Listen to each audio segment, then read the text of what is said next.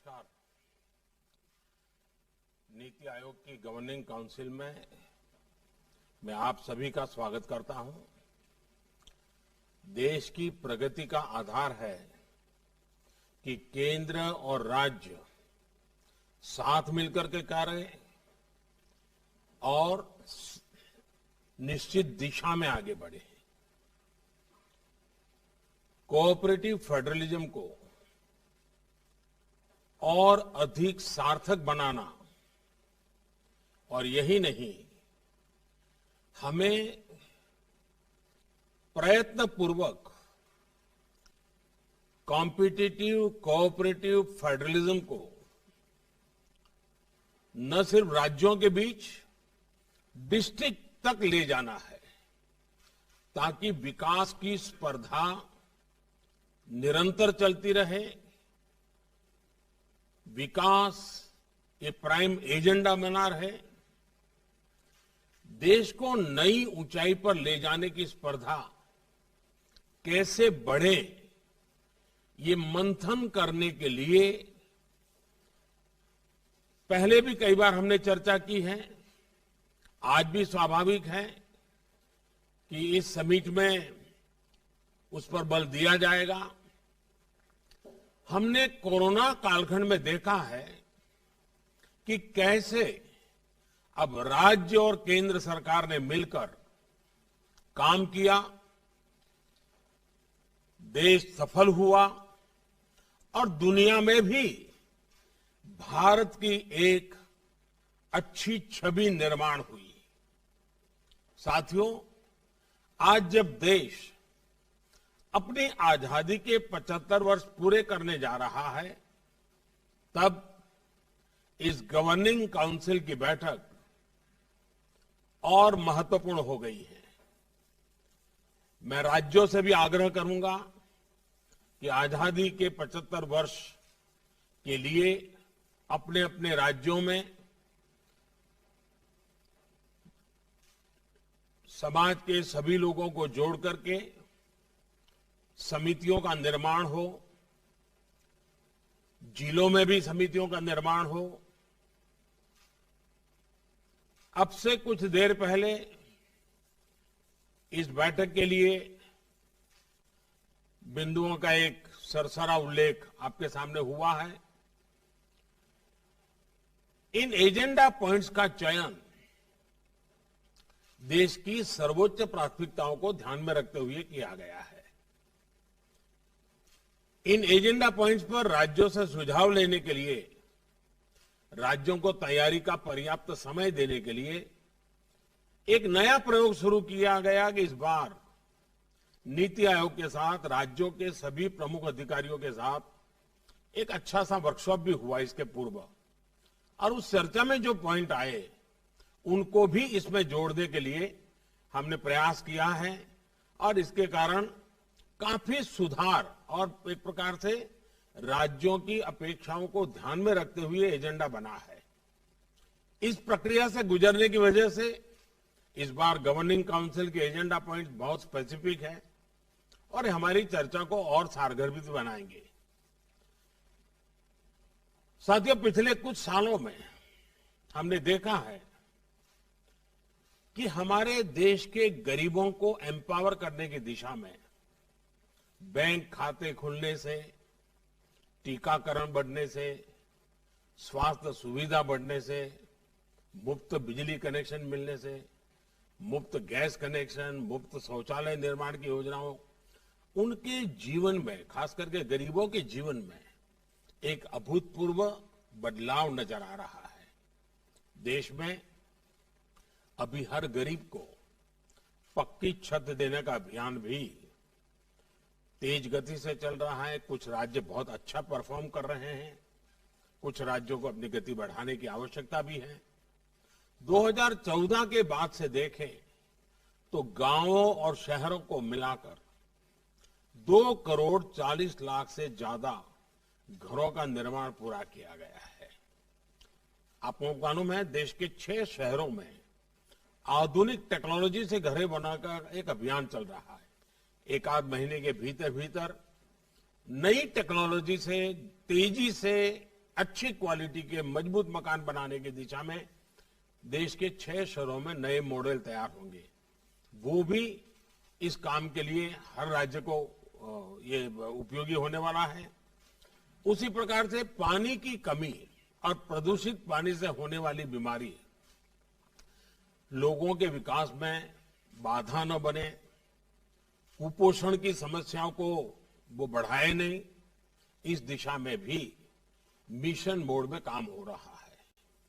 जब जल जीवन मिशन शुरू होने के बाद से पिछले 18 महीनों में ही 3.5 करोड़ से भी अधिक ग्रामीण घरों को पाइप वाटर सप्लाई से जोड़ा जा चुका है।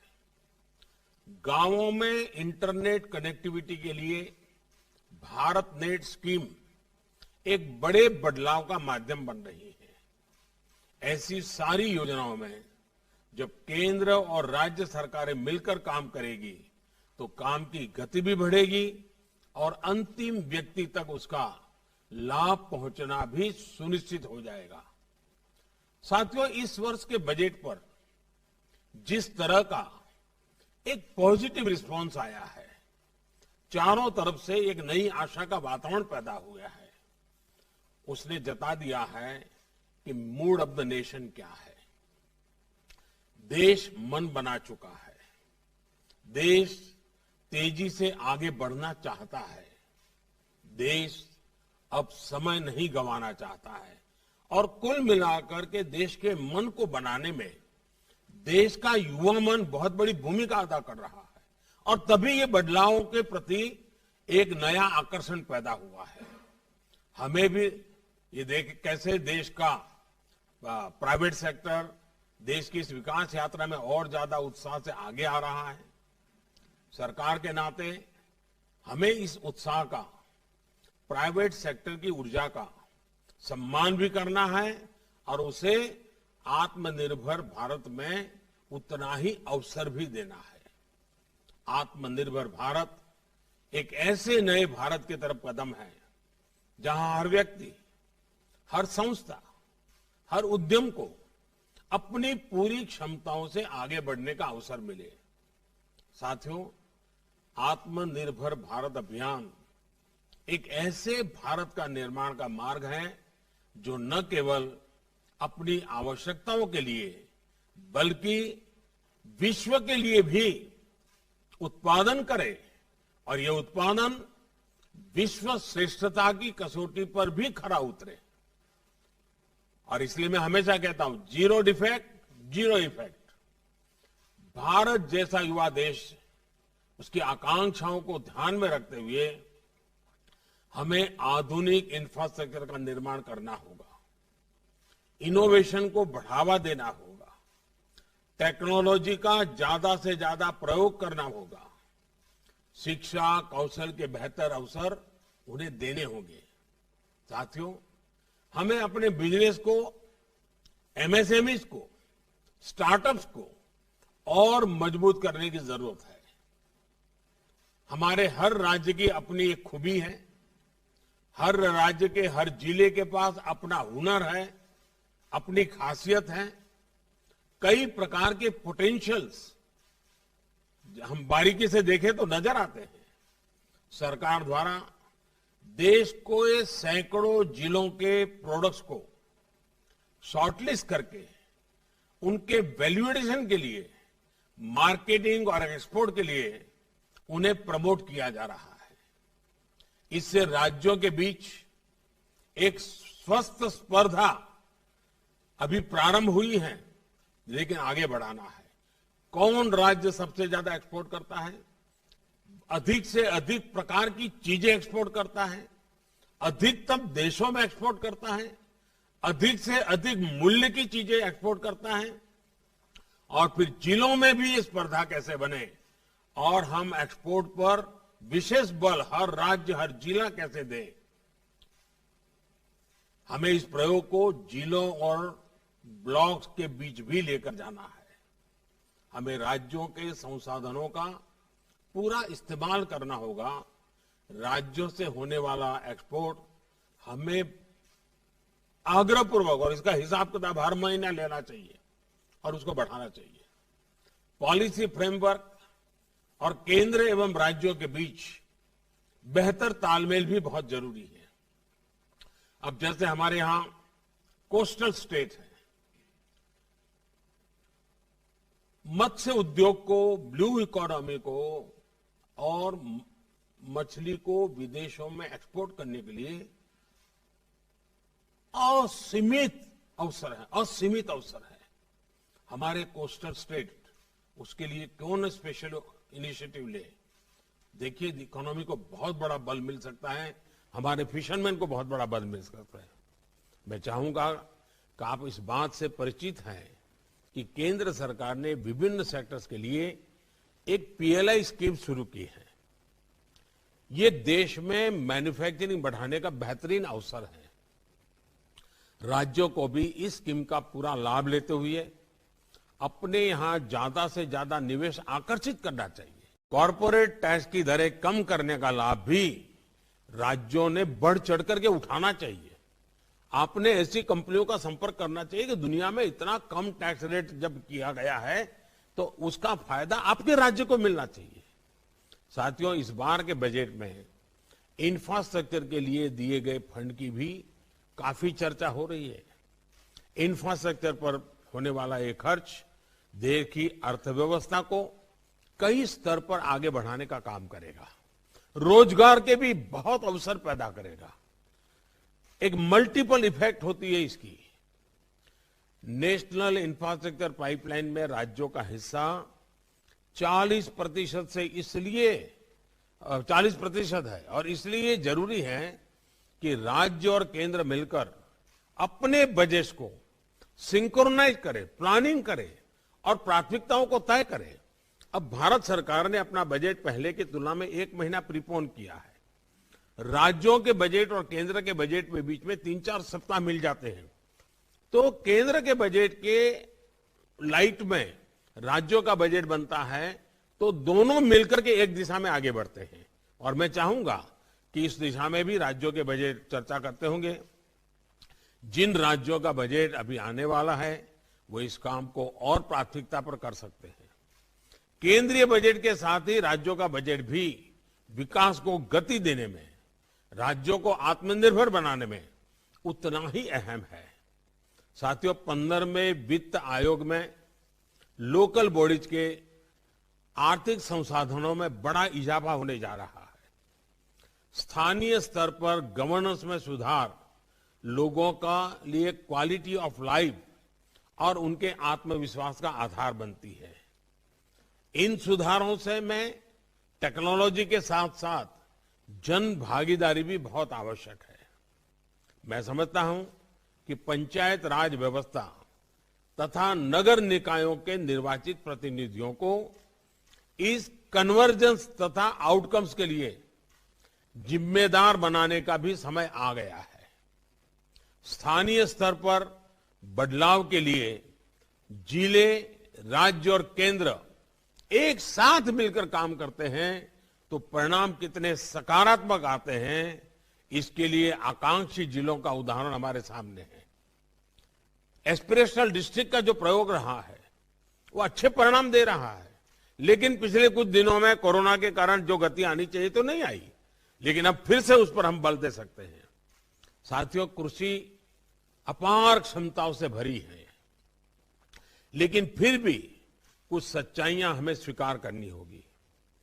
हम कृषि प्रधान देश कहे जाएं, उसके बावजूद भी आज करीब 65-70 हजार करोड़ रुपए का खाद्य तेल हम बाहर से लाते हैं। ये हम बंद कर सकते हैं। हमारे किसानों के खाते में पैसा जा सकता है। ये पैसों का हकदार हमारा किसान है, लेकिन इसके लिए हमारी योजनाएं उस प्रकार से हमें बनानी होगी। हमने पिछले दिनों दालों में प्रयोग किया, उसमें सफलता मिली। अब दाम बाहर से लाने में, दालों को बाहर से लाने में खर्चा हमारा काफी कम हुआ है। ऐसी कई चीजें, कई खाद्य चीजें बिना कारण हमारे टेबल पर आज आ जाती है। हमारे देश के किसानों को ऐसी चीजों को उत्पादन में कोई मुश्किल नहीं है, थोड़ा गाइड करने की जरूरत है। और इसलिए ऐसे कई कृषि उत्पाद हैं जो हमारे किसान न सिर्फ देश के लिए पैदा कर सकते हैं, बल्कि दुनिया को भी सप्लाई कर सकते हैं।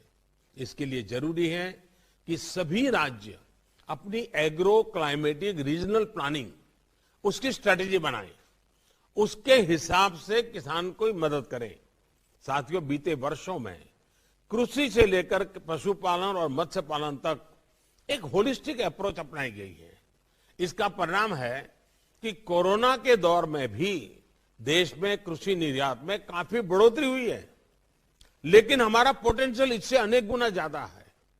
हमारे प्रोडक्ट्स का वेस्टेज कम से कम हो, इसके लिए स्टोरेज और प्रोसेसिंग पर भी ध्यान देने की जरूरत है और उसमें इन्वेस्टमेंट के लिए हमें जितने भी पोटेंशियल जहां भी है उसको जोड़ना पड़ेगा। हमें जानते हैं कि भारत साउथ ईस्ट एशिया में रॉ फिश एक्सपोर्ट करता है। जब मैंने प्रारंभ में कहा, वहां वो फिश प्रोसेस करके भारी मुनाफे और प्रोसेस प्रोडक्ट के तौर पर बेची जाती है। क्या हम सीधे प्रोसेस फिश प्रोडक्ट को बड़े पैमाने पर एक्सपोर्ट नहीं कर सकते? हमारे सभी कोस्टल स्टेट खुद अपना इनिशिएटिव लेकर के इस पूरे ग्लोबल मार्केट को ऊपर अपना प्रभाव पैदा नहीं कर सकते हैं? ऐसी स्थिति कई और क्षेत्रों, कई और प्रोडक्ट्स के साथ है। हमारे किसानों को जरूरी आर्थिक संसाधन मिले, बेहतर इंफ्रास्ट्रक्चर मिले, आधुनिक टेक्नोलॉजी मिले, इसके लिए रिफॉर्म्स बहुत जरूरी है। साथियों, हाल ही में ऐसे कई रिफॉर्म्स किए गए हैं जो रेगुलेशन को कम करते हैं, सरकार का दखल कम करते हैं। मैंने पिछले दिनों देखा, सरकार के अंदर सामान्य व्यक्ति को कंप्लायंस, हजारों ऐसे कंप्लायंस हैं जिसको हम निकाल सकते हैं। जैसे पिछले दिनों हमने 1500 कानून खत्म किए।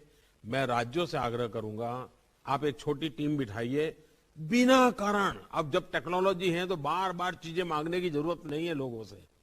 ये कंप्लायंस का बर्डन देश के नागरिक के सर पर से हम कम करें, राज्य आगे आए। मैंने भी भारत सरकार में कहा है और हमारे कैबिनेट सेक्रेटरी उसके पीछे लगे हुए हैं, कंप्लायंस की संख्या जितनी कम हो करनी है। ये भी ईज ऑफ लिविंग के लिए बहुत जरूरी है। उसी प्रकार से साथियों, युवाओं को अपना सामर्थ्य खुलकर दिखाने का भी हमें मौका देना होगा। कुछ महीना पहले ही आपने देखा होगा, कुछ महत्वपूर्ण निर्णय किए गए। उसकी चर्चा बहुत ज्यादा नहीं होती है, लेकिन इसका परिणाम बहुत बड़ा होता है। ओएसपी रेगुलेशंस को रिफॉर्म किया गया था। इससे युवाओं को कहीं से भी काम करने की फ्लेक्सिबिलिटी मिली है। इसका बहुत बड़ा लाभ हमारे टैक्स सेक्टर को मिला। मैं अभी पिछले दिनों आईटी सेक्टर के लोगों से बात कर रहा था। मुझे कईयों ने बताया कि उनके 95% लोग अब घर से ही काम कर रहे हैं और उनका काम अच्छा चल रहा है। अब देखिए ये कितना बड़ा बदलाव आ रहा है। हमने इन चीजों पर बल देना होगा। हमें ऐसी जो बंदिशें हैं, उन सारी बंदिशों को समाप्त करना चाहिए। काफी मात्रा में हमने पिछले दिनों रिफॉर्म करके किया भी है। आपने देखा होगा, कुछ दिन पहले हमने एक बहुत महत्वपूर्ण निर्णय किया है। जियो स्पेशियल डेटा से जुड़े नियमों को भी लिबरलाइज कर दिया है। जो अभी हमने किया है वो अगर आज से 10 साल पहले हम कर पाते तो शायद ये गूगल वगैरह भारत के बाहर नहीं बनते, वो हमारे यहां बनते। हमारे ही लोगों की टैलेंट है, लेकिन प्रोडक्ट हमारी नहीं है। इससे हमारे स्टार्टअप्स और टेक सेक्टर को तो बहुत बड़ी मदद मिली है। मैं चाहता हूं कि ये फैसला देश के सामान्य मानव की ईज ऑफ लिविंग बढ़ाने में मदद करेगा। और साथियों, मैं 2 चीजों का आग्रह करूंगा। आज विश्व में हमें एक अवसर प्राप्त हुआ है। उस अवसर को जुटाने के लिए हमारी कोशिश रहनी चाहिए ईज ऑफ डूइंग बिजनेस, और भारत के नागरिकों के लिए हमारी कोशिश रहनी चाहिए ease of living. Globally Bharat के पोजीशनिंग के लिए, भारत को अपॉर्चुनिटी ग्रैब करने के लिए ईज ऑफ डूइंग बिजनेस का महत्व है, और उसके लिए हमारे कानूनों में सुधार करना होगा, व्यवस्थाओं में सुधार करना होगा, और देश के नागरिकों की आशा अपेक्षाओं को पूरा करने के लिए, उसके जीवन को सरल करने के लिए, ईज ऑफ लिविंग के लिए जो चीजें आवश्यक हैं उसको बल देना पड़ेगा। साथियों, मैं अब आपके अनुभव, आपके सुझाव सुनने के लिए उत्सुक हूं। आज हम दिन भर बैठने वाले हैं, बीच में एक थोड़ा समय हम ब्रेक लेंगे, लेकिन हम सारे विषयों की बातचीत करेंगे। मुझे विश्वास है कि हमेशा की तरह इस बार भी आप सभी की तरफ से रचनात्मक और सकारात्मक विचार आप देश को आगे ले जाने में बहुत काम आएंगे और हम सब मिलकर के केंद्र और राज्य हम एक देश के रूप में एक ही दिशा में जितनी शक्ति लगा सकते हैं लगी शक्ति लगा करके विश्व में एक अभूतपूर्व अवसर भारत के लिए पैदा हुआ है। ये मौका हम जाने नहीं देंगे। इसी एक अपेक्षा के साथ मैं फिर एक बार इस महत्वपूर्ण समिट में आप सबकी उपस्थिति का स्वागत करता हूं, आपके सुझावों का इंतजार करता हूं। बहुत बहुत धन्यवाद।